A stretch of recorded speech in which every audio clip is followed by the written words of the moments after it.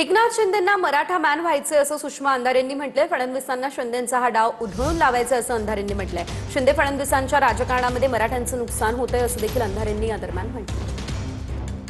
एकनाथ शिंदेंना स्वतःला मराठा मॅन म्हणून एस्टॅब्लिश करण्याची असलेली घाई, त्यातनं डेस्परेटली घेतले गेलेले निर्णय आणि शिंदे आणि फडणवीस या दोघांमधला असलेला कोल्ड वॉर जो आता अतिशय चरम बिंदूला पोचलेला आहे आणि ज्यातनं फडणवीस शिंदेंवर कुरघोडी करण्याची एकही संधी सोडत नाहीयेत।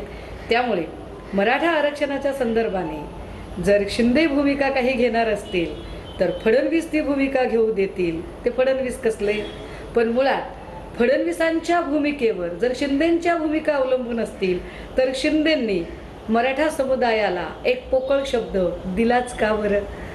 एकूणच काय तर दोघांचं राजकारण होतंय, जीव मात्र मधल्यामध्ये गरीब मराठ्यांचा